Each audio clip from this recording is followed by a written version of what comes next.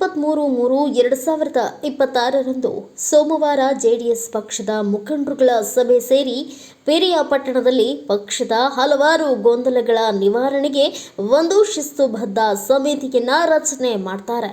ಕಾನೂನು ವಿಭಾಗದ ಅಧ್ಯಕ್ಷ ನಾಗರಾಜು ಅವರ ಅಧ್ಯಕ್ಷತೆಯಲ್ಲಿ ಹಾಗೂ ಮತ್ತೊಬ್ಬ ಹಿರಿಯ ವಕೀಲರನ್ನ ಗೌರವ ಅಧ್ಯಕ್ಷರನ್ನಾಗಿ ನೇಮಿಸಿ ಇವರ ಅಧ್ಯಕ್ಷತೆಯಲ್ಲಿ ಹಿರಿಯ ಮುಖಂಡರ ಮಾರ್ಗದರ್ಶನದಲ್ಲಿ 30 ಜನರ ಸಮಿತಿಯನ್ನ ರಚಿಸಿರುತ್ತಾರೆ.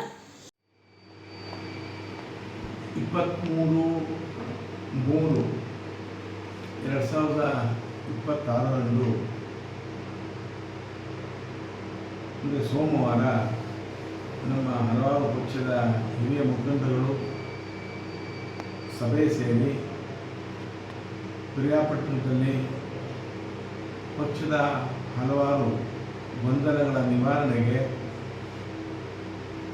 ಒಂದು ಶಿಸ್ತು ಸಮಿತಿಯನ್ನು ರಚನೆ ಮಾಡಿದ್ದಾರೆ. ನಮ್ಮ ಪಕ್ಷದ ಅಧ್ಯಕ್ಷರ ಅಧ್ಯಕ್ಷತೆಯಲ್ಲಿ ಸೇರಿ ಹಿರಿಯ ಮುಖಂಡರುಗಳ ಒಂದು ಮಾರ್ಗದರ್ಶನದಲ್ಲಿ 30 ಜನ ನಮ್ಮ ಕಾನೂನು ವಿಭಾಗದ ಅಧ್ಯಕ್ಷ ಆಗಿರ್ತಕ್ಕಂಥ ಅಡ್ವೊಕೇಟ್ ನಾಗರಾಜರವರ ಅಧ್ಯಕ್ಷತೆ ಹಾಗೂ ಮತ್ತೊಬ್ಬ ಹಿರಿಯ ವಕೀಲರು ಗೌರವಾಧ್ಯಕ್ಷರಾಗಿ ನೇಮಕ ಮಾಡಿಕೊಂಡು ಎಲ್ಲ ಮುಖಂಡರುಗಳ ಸಲಹೆ ಮೇರೆಗೆ ಈ ಗೊಂದಲಗಳಿಗೆ ತೆರೆ ಎಳೆಯಲೇಬೇಕು. ಪಕ್ಷ ಇದ್ದರೆ ಬಹುಶಃ ಕಾರ್ಯಕರ್ತರು ಜೀವಂತವಾಗಿ ಉಳಿಯಲಿಕ್ಕೆ ಸಾಧ್ಯ. ಪಕ್ಷಕ್ಕೆ ಏನಾದರೂ ಹಾನಿಯಾದರೆ ಕಾರ್ಯಕರ್ತರಿಗೆ ಭಾಳ ಹಾನಿಯಾಗ್ತದೆ. ಪಕ್ಷದಲ್ಲಿ ಶಿಸ್ತು ಬದ್ಧತೆಯನ್ನು ಅಳವಡಿಸ್ಕೊಂಡು ಹೋಗೋದು ಬಹಳ ಮುಖ್ಯ ಆಗ್ತಕ್ಕಂಥ ಚರ್ಚೆಯನ್ನು ಎಲ್ಲರೂ ಮಾಡಿ ಎಲ್ಲ ಮುಖಂಡರ ಸಲಹೆ ಮೇರೆಗೆ ಎಲ್ಲ ಗೊಂದಲಗಳಿಗೂ ತೆರೆ ಎಳೆಯಲೇಬೇಕು ಹಾಗೂ ಪಕ್ಷ ಇದ್ದರೆ ಮಾತ್ರ ಕಾರ್ಯಕರ್ತರು ಬದುಕಲು ಸಾಧ್ಯ ಮತ್ತು ಪಕ್ಷಕ್ಕೆ ಯಾವುದೇ ಹಾನಿಯಾಗದಂತೆ ಪಕ್ಷವನ್ನು ಶಿಸ್ತುಬದ್ಧವಾಗಿ ನಡೆಸಬೇಕು ಹಾಗೂ ಯಾರು ಪಕ್ಷದ ವಿರುದ್ಧವಾಗಿ ಪಕ್ಷಕ್ಕೆ ಹಾನಿಯನ್ನು ಉಂಟು ಮಾಡುತ್ತಿದ್ದಾರೆ ಅವರಿಗೆ ಕಟ್ಟುನಿಟ್ಟಾದ ನೋಟಿಸ್ ಜಾರಿ ಮಾಡುವುದರೊಂದಿಗೆ ಶಿಸ್ತು ಕ್ರಮ ಕೈಗೊಳ್ಳಲು ಸಮಿತಿಯ ಅಧ್ಯಕ್ಷರು ನಾಗರಾಜು ಅವರಿಗೆ ಹಾಗೂ ಹಿರಿಯ ವಕೀಲರಾದ ಗೋವಿಂದ ಗೌಡ ಅವರಿಗೂ ಸಂಪೂರ್ಣ ಅಧಿಕಾರವನ್ನು ನೀಡಲಾಗಿರುತ್ತದೆ.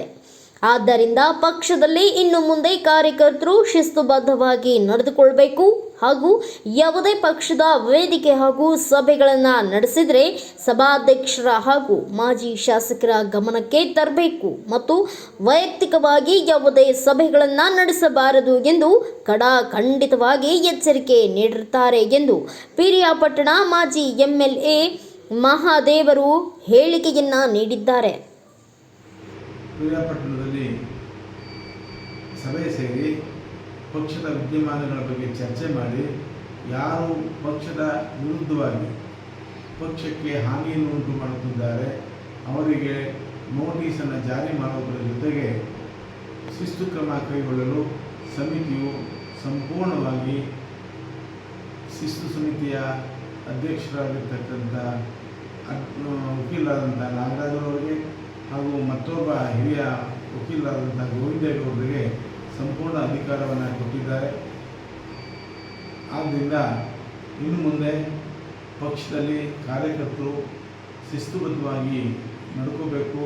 ಯಾವುದೇ ಪಕ್ಷದ ವೇದಿಕೆ ಅಥವಾ ಸಭೆಗಳನ್ನು ನಡೆಸಿದರೆ ಪಕ್ಷದ ಅಧ್ಯಕ್ಷರ ಮತ್ತು ಮಾಜಿ ಶಾಸಕರ ಗಮನಕ್ಕೆ ತಂದು ಸಭೆಗಳನ್ನು ನಡೆಸಬಹುದೇ ವಿನ ವೈಯಕ್ತಿಕವಾಗಿ ಯಾವುದೇ ಸಭೆಗಳನ್ನು ನಡೆಸಬಾರದು ಅಂತಕ್ಕಂಥ ತೀರ್ಮಾನವನ್ನು ಕೈಗೊಂಡಿದ್ದಾರೆ.